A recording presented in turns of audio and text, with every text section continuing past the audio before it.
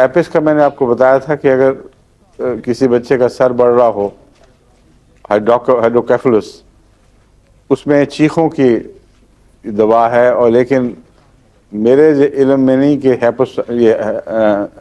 Apps شفا کا موجب بھی بنی ہو اس میں، کیونکہ ایپس میں کسی دو پاسبلٹیز ہوا کرتی ہیں۔ ایک علامت ہے جو کسی خاص مرض کے وقت پیدا ہوگی اور وہ کسی اور دوا میں بھی پائی جاتی ہے، تو اس لیے اس کی طرف توجہ پھرتی ہے۔ ایپس کے زہر کے نتیجے میں ہائیڈروکیفلس نہیں ہوتا، بلکہ ہائیڈروکیفلس کے نتیجے میں ایپس کی علامت پیدا ہوتی ہے، اس لیے ایپس شفا نہیں دے سکتی، لیکن ایپوسائنم کا تعلق ہائیڈروکیفلس سے ہے۔ جو بھی بیماری ہائیڈروکیفلس کا موجب بنتی ہے، اس میں دو طرح کی بیماریاں ہیں جہاں تک میں نے جائزہ لیا ہے۔ اس میں میڈیکل سائنس کیا کہتی ہے مجھے علم نہیں، مگر میں اپنے تجربے سے جانتا ہوں کہ بعض دفعہ سوراخ جن سے دماغ کے اندر کا پانی جس میں دوڑنا چاہیے اور منتقل ہو کے نکلنا چاہیے، وہ بند ہو جاتے ہیں، اور بنتے ہی نہیں، بعض دفعہ ہڈی کی گروتھ ایسی ہو جاتی ہے کہ وہ بند ہو جاتے ہیں۔ ایسے بچے کو ہائیڈروکیفلس ہو جائے گا، اس کے لیے سلیشیا کے بغیر گزارا نہیں ہے، جو مرضی کر لیں، سلیشیا لازم چاہیے۔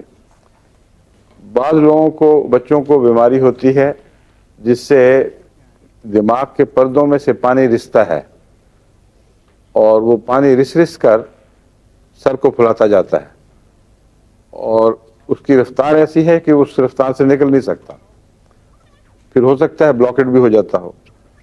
جہاں دماغ کے پردوں کا پانی اپنی ذات میں خود ذمہ دار ہے اور ان کی خرابی کی وجہ سے بڑھ رہا ہے، وہاں ایپوسائنم دوا ہے۔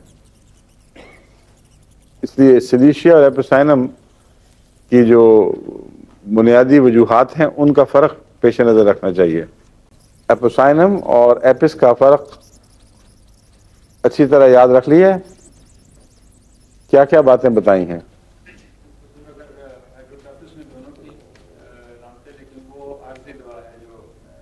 ایپس میرے علم میں عارضی ہے، ڈاکٹر تو لکھ دیتے ہیں مگر پتہ نہیں، ہو سکتا ہے کسی اور ہومیوپیتھ کے علم میں مستقل شفا کا موجب بھی بنی ہو۔ میرے علم میں آج تک ایپس نے مستقل شفا ہائیڈروکیفلس کو نہیں دی، لیکن اس کے بعد سلیشیا اکثر معاملات میں بہت ہی مفید ثابت ہوتی ہے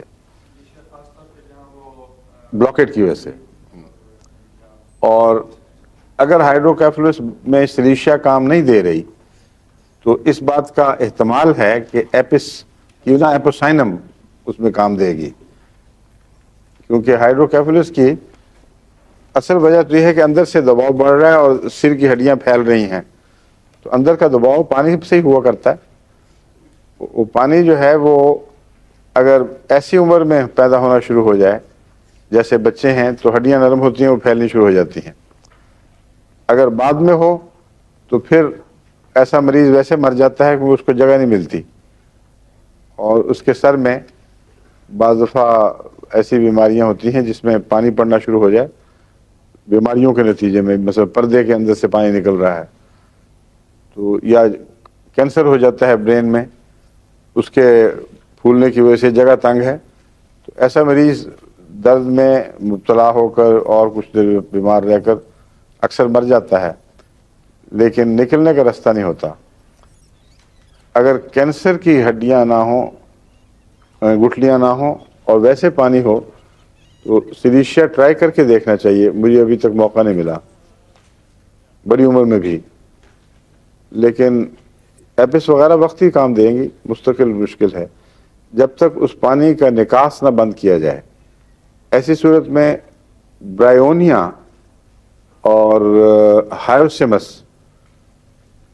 کو ذہن میں رکھنا چاہیے۔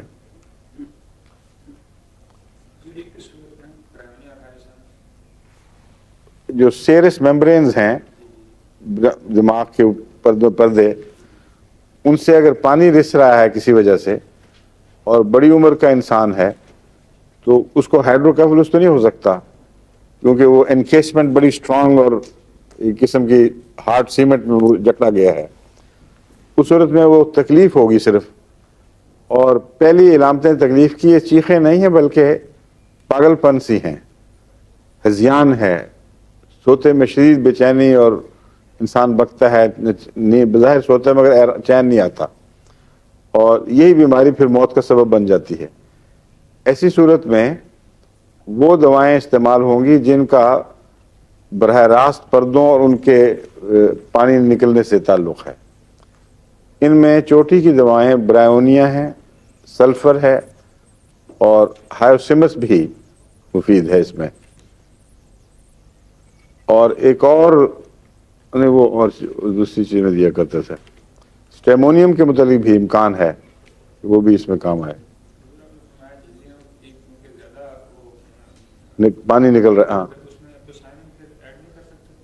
ایپوسائنم کا متعلق میں نے بتایا تھا نا، ہائیڈروکیفلس میں دیکھیے، مگر میں نے کبھی اس کو اس میں استعمال ہی. ایپوسائنم کی بعض خاص علامتیں ہیں جو اکثر ان مریضوں میں نہیں پائی جاتی. ایپوسائنم کی علامت یہ ہے کہ پھلپھلی ورمیں ساتھ ہوں اور شدید پیاس ہو، تو پھر تو ظاہر بات ہے کہ ایپوسائنم آپ کے ذہن میں آنی ہے. لیکن بالعموم ٹائیفائڈ وغیرہ کے بعد یا بعض دوسرے بخاروں میں یہ کیفیت پیدا ہو جاتی ہیں، اور اس وقت ایپوسائنم کی علامتیں نہیں پیدا ہوتی. شاید کبھی ہو جائے تو مجھے علم نہیں، لیکن میرے پاس جو مریض آتے رہے ہیں ان میں ایپوسائنم کی علامتیں مجھے یاد نہیں. لیکن برائونیا، سلفر وغیرہ یہ ضرور فائدہ دیتی ہیں اللہ کے فضل سے. اگر پیاس بہت ہو اور برائونیا کی دوسری علامتیں پائی جائیں، خشکی، کانسٹیپیشن وغیرہ، اور جسم ٹھنڈا ہو گرم نہ ہو، تو برائونیا کا خیال پہلے آنا چاہیے.